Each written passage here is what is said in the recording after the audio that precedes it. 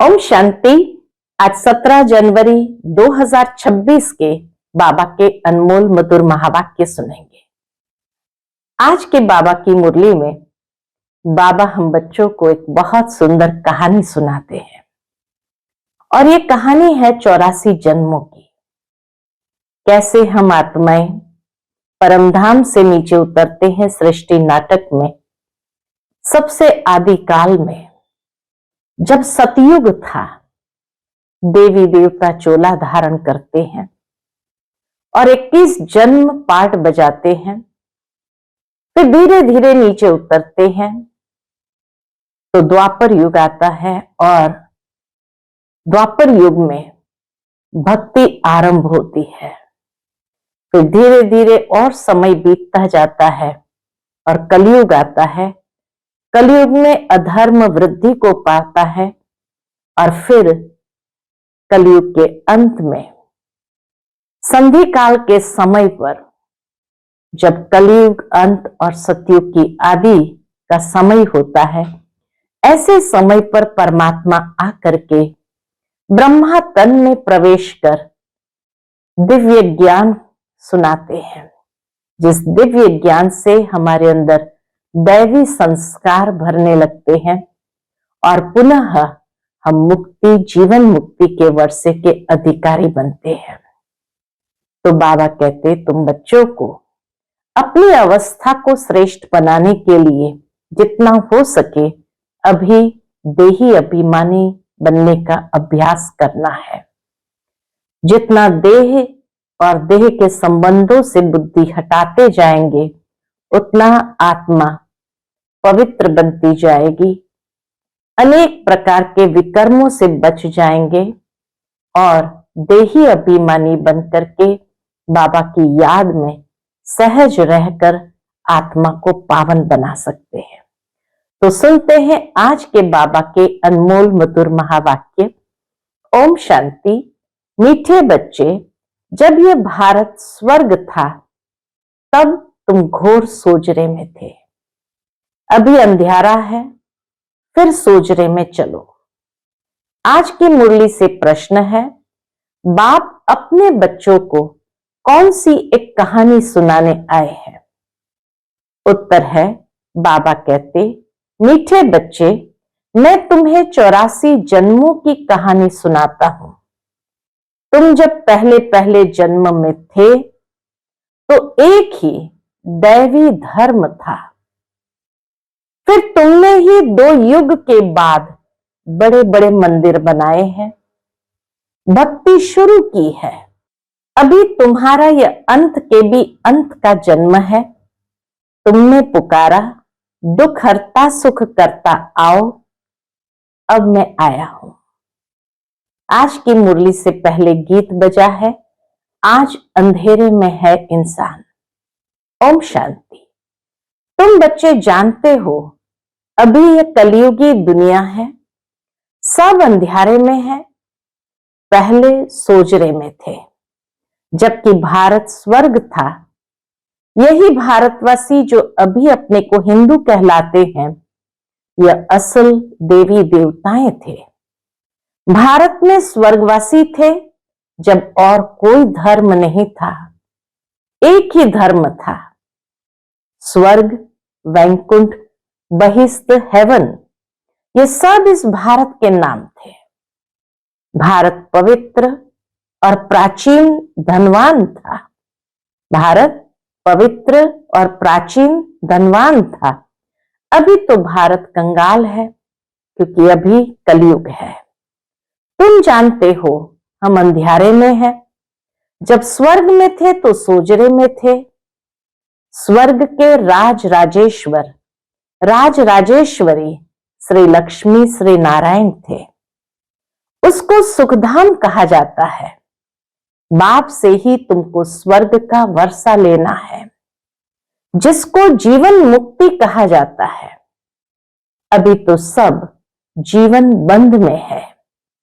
खास भारत और आम दुनिया रावण की जेल में है, शोक वाटिका में है।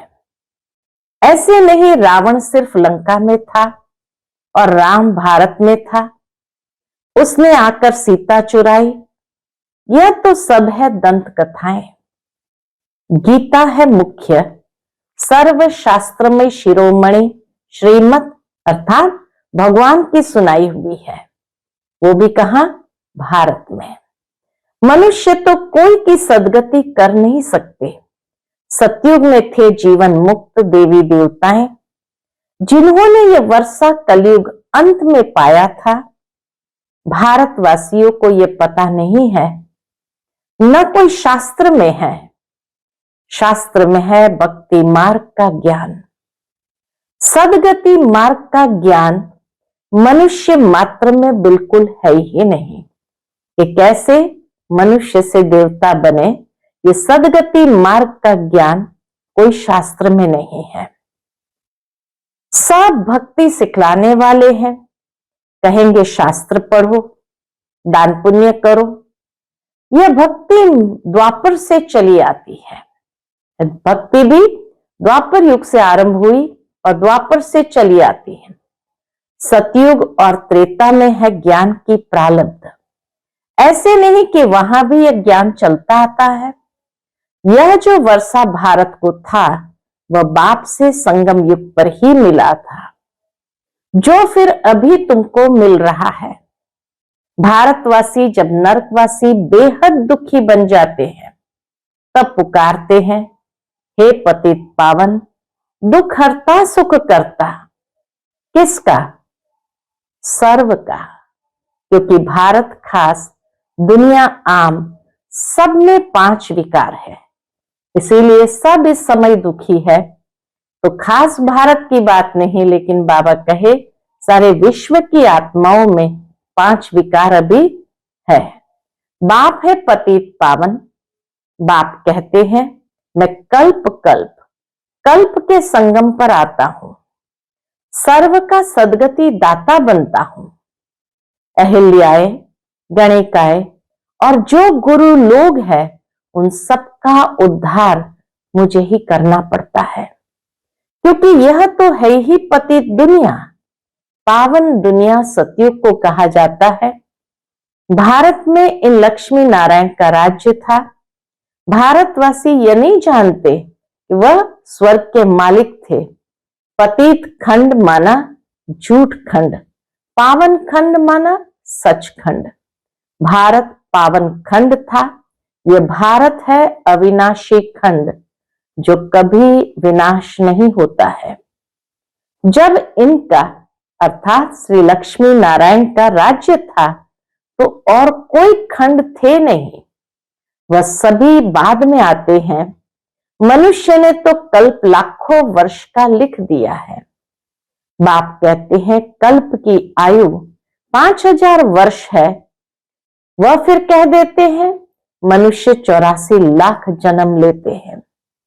मनुष्य को कुत्ता, बिल्ली, गधा आदि सब बना दिया है, परंतु कुत्ते बिल्ली का जन्म अलग है। 84 लाख वैरायटी है। बहुत सुंदर बात बाबा ने स्पष्ट की। 84 लाख वैरायटी है। मनुष्य की तो वैरायटी एक ही है, उनके ही 84 जन्म है। इसी मनुष्य योनि में हमें 84 जन्म लेने हैं। बाप कहते भारतवासी अपने धर्म को ड्रामा प्लान अनुसार भूल गए हैं। कलयुग अंत में बिल्कुल ही पतित बन पड़े हैं। फिर बाप संगम पर आकर पावन बनाते हैं। इसको कहा जाता है दुख धाम। फिर भारत सुखधाम होगा। बाप कहते हैं बच्चों, तुम भारतवासी स्वर्गवासी थे, फिर तुम 84 जन्मों की सीढ़ी उतरते हो। सतों से रजो तमों में जरूर आना है। तुम देवताओं जैसा धनवान, ever happy, ever healthy wealthy कोई नहीं होता। इस संसार में देवताओं जैसे ever happy, ever healthy wealthy कोई नहीं होता। भारत कितना शाहूकार था।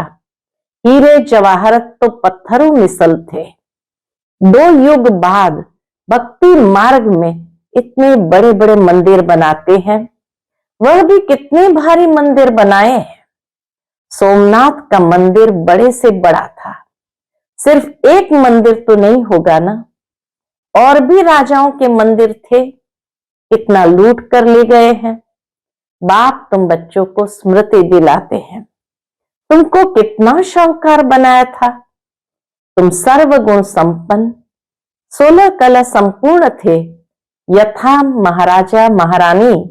उन्हों को भगवान भगवती भी कह सकते हैं, परंतु बाप ने समझाया है भगवान एक है, वह बाप है।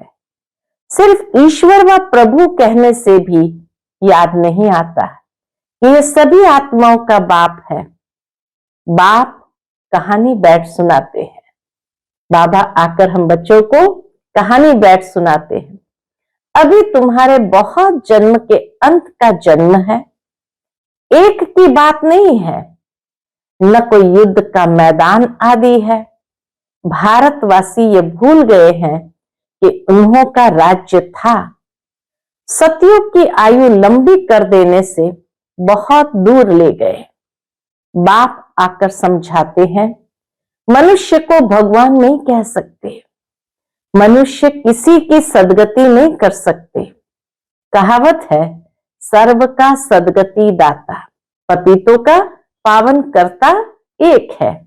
एक ही सच्चा बाबा है जो सचखंड की स्थापना करने वाला है। पूजा भी करते हैं, परंतु भक्ति मार्ग में तुम जिसकी पूजा करते आए हो, एक की भी बायोग्राफी को नहीं जानते हैं।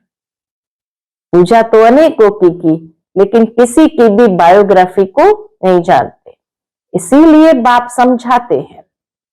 क्या समझाते हैं? तुम शिव जयंती तुम मनाते हो ना। बाप है नई दुनिया का रचयिता, हेवनली गॉड फादर, बेहद सुख देने वाला। सतयुग में बहुत सुख था, वह कैसे और किसने स्थापन किया, यह बाप ही बैठ समझाते हैं। नरकवासी को आकर स्वर्गवासी बनाना या भ्रष्टाचारियों को श्रेष्ठाचारी देवता बनाना, यह तो बाप का ही काम है। बाप कहते हैं, मैं तुम बच्चों को पावन बनाता हूं, तुम स्वर्ग के मालिक बनते हो। तुमको पतित कौन बनाते हैं? यह रावण। मनुष्य कह देते, दुख भी ईश्वर ही देते हैं। बाप कहते, मैं तो सभी को इतना सुख देता हूं जो फिर आधा कल्प तुम बाप का सिमरन नहीं करेंगे। इतना सुख देते हैं जो फिर आधा कल्प बाप का सिमरन करने की आवश्यकता ही नहीं। फिर जब रावण राज्य होता है तो सबकी पूजा करने लग पड़ते हैं। यह है तुम्हारा बहुत जन्मों के अंत का जन्म। कहते हैं, बाबा कितने जन्म हमने लिए हैं। बाबा कहते हैं, मीठे मीठे भारतवासियों, हे आत्माओं, अब तुमको बेहद का वर्षा देता हूं। मीठे मीठे भारतवासियों, हे आत्माओं, अब तुमको बेहद का वर्षा देता हूं। बच्चे, तुमने 84 जन्म लिए हैं, अभी तुम 21 जन्म के लिए बाप से वर्षा लेने आए हो। सभी तो इकट्ठे नहीं आएंगे। तुम ही सतयुग का सूर्यवंशी पद फिर से लेते हो, अर्थात सच्चे सत्य बाबा से सत्य नर से नारायण बनने का ज्ञान सुनते हो। यह है ज्ञान, वह है भक्ति। शास्त्र आदि सब है भक्ति मार्ग के लिए, वह ज्ञान मार्ग के नहीं है।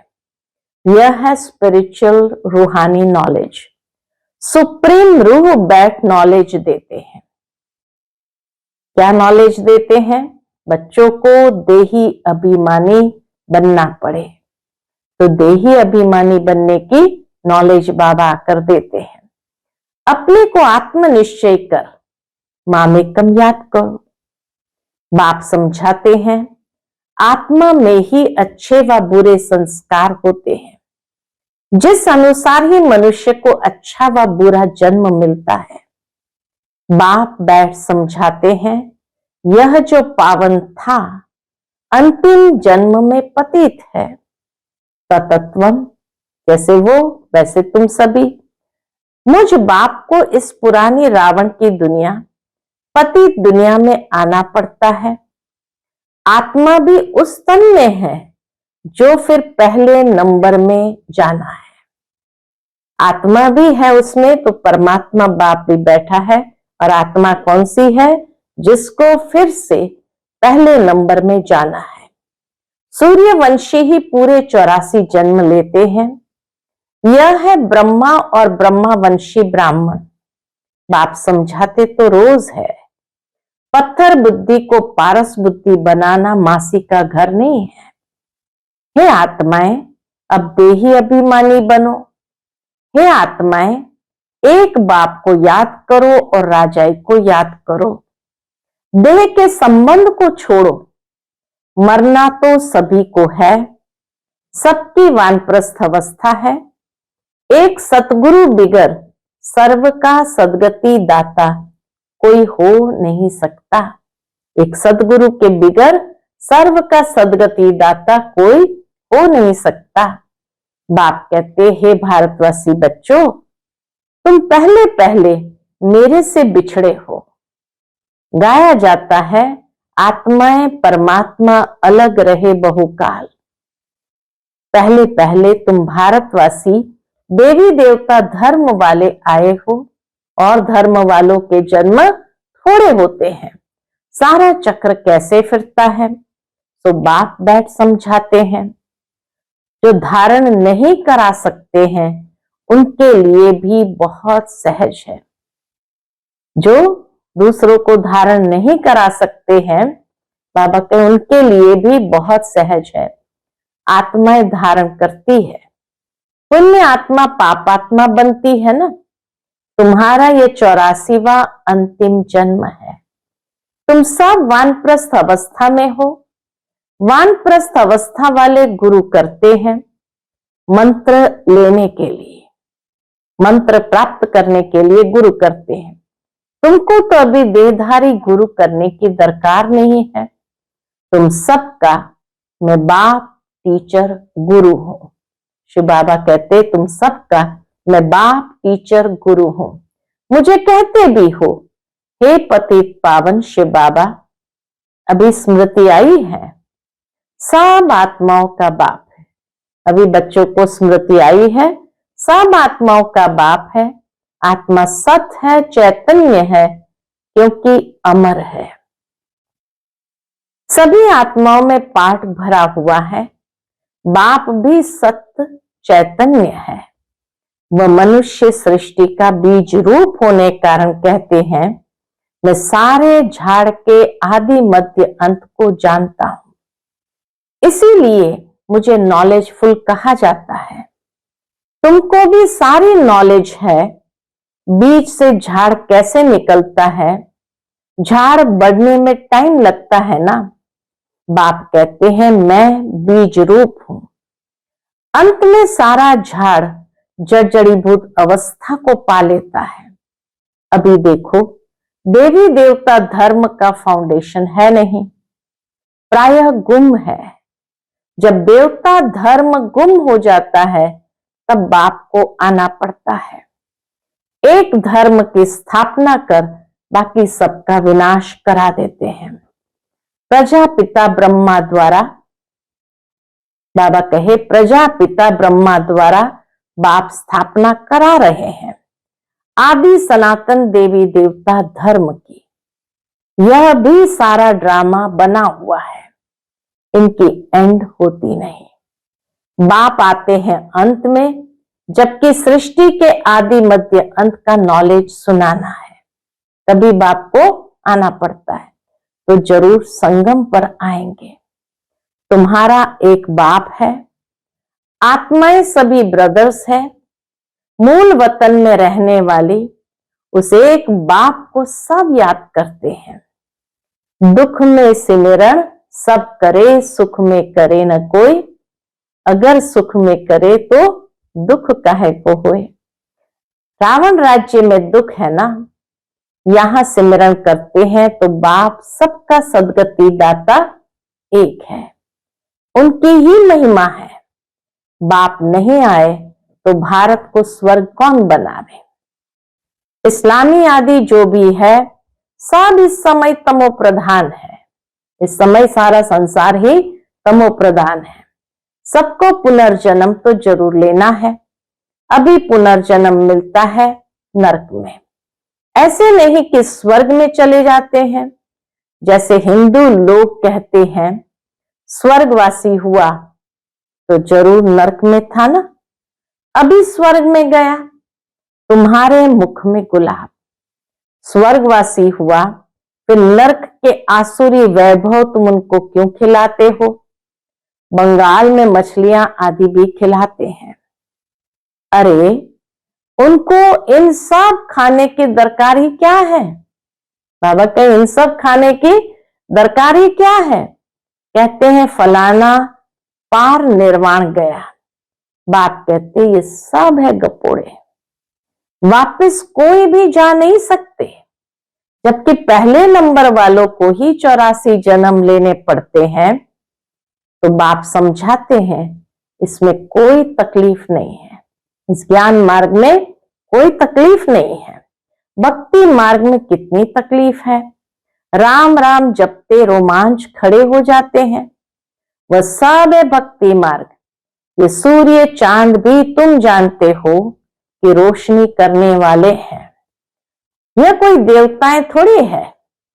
वास्तव में ज्ञान सूर्य, ज्ञान चंद्रमा और ज्ञान सितारे हैं।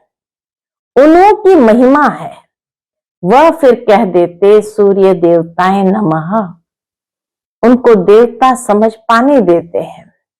सूर्य के आगे तर्पण करते हैं तो बाबा कहते हैं उनको देवता समझ पानी देते हैं। तो बाप समझाते हैं ये सब है भक्ति मार्ग जो फिर भी होगा। पहले होती है अव्यभिचारी भक्ति। सबसे पहले द्वापर में होती है एक शिव बाबा की भक्ति, तो अव्यभिचारी भक्ति एक शिव बाबा की, फिर देवताओं की, फिर उतरते उतरते अभी तो देखो टिवाटे पर कहां कहां पूजा करते हैं। जहां टिवाटा माना जहां 3 रास्ते मिलते हैं, तो टिवाटे पर भी मिट्टी का दिया जलाए, तेल आदि डाल उनकी भी पूजा करते हैं। तत्वों के भी पूजा करते हैं। मनुष्य के भी चित्र बनाए पूजते हैं।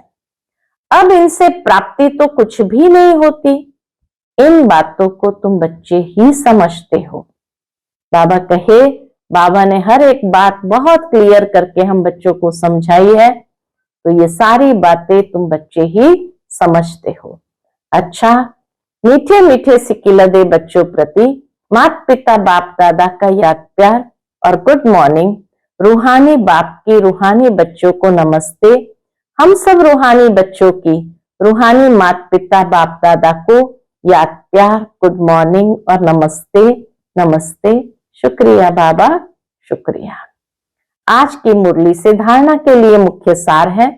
पहली पॉइंट, आत्मा से बुरे संस्कारों को निकालने के लिए देही अभिमानी रहने का अभ्यास करना है। ये अंतिम 84वां जन्म है। वानप्रस्थ अवस्था है, इसलिए पुण्य आत्मा बनने की मेहनत करनी है। दूसरी पॉइंट, देह के सब संबंधों को छोड़ एक बाप को और राजाई को याद करना है। बीज और झाड़ का ज्ञान सिमरण कर सदा हर्षित रहना है। आज का बाप दादा का मधुर वरदान हम बच्चों के प्रति है, उपराम और एवर रेडी बन, बुद्धि द्वारा अशरीरीपन का अभ्यास करने वाले सर्व कलाओं में संपन्न भव। उपराम और एवर रेडी बन, बुद्धि द्वारा अशरीरीपन का अभ्यास करने वाले सर्व कलाओं में संपन्न भव। जैसे सर्कस में कला दिखाने वाले कलाबाज का हर कर्म कला बन जाता है। वे कलाबाज शरीर के कोई भी अंग को जैसे चाहे, जहां चाहे, जितना समय चाहे मोल्ड कर सकते हैं। यही कला है। आप बच्चे बुद्धि को जब चाहो, जितना समय, जहां स्थित करना चाहो वहां स्थित कर लो। यही सबसे बड़ी कला है। इस एक कला से 16 कला संपन्न बन जाएंगे। इस एक कला से बाबा कहते 16 कला संपन्न बन जाएंगे। इसके लिए ऐसे उपराम और एवर रेडी बनो जो ऑर्डर प्रमाण 1 सेकंड में अशरीरी बन जाओ। युद्ध में समय न जाए। आज का स्लोगन है, सरलता और सहनशीलता के गुण को धारण करने वाले ही सच्चे स्नेही और सहयोगी है। सरलता और सहनशीलता के गुण को धारण करने वाले ही सच्चे स्नेही और सहयोगी है। आज का अव्यक्त इशारा है, इस अव्यक्त मास में बंधन मुक्त रहे, जीवन मुक्त स्थिति का अनुभव करो। उसके अंतर्गत बाबा कहते, जो परमात्मा ज्ञानी बच्चे हैं उन्हें ज्ञान का फल मुक्ति और जीवन मुक्ति का वर्षा संगम पर ही प्राप्त होता है। ज्ञान अर्थात समझ। समझदार हर कर्म करते हुए सदा स्वयं को बंधन मुक्त, सर्व आकर्षणों से मुक्त बनाने की समझ रखता है। उनके हर संकल्प, बोल, कर्म, संबंध और संपर्क में मुक्ति, जीवन मुक्ति की स्टेज रहती है, जिसको न्यारा और प्यारा कहते हैं। अच्छा, ओम शांति।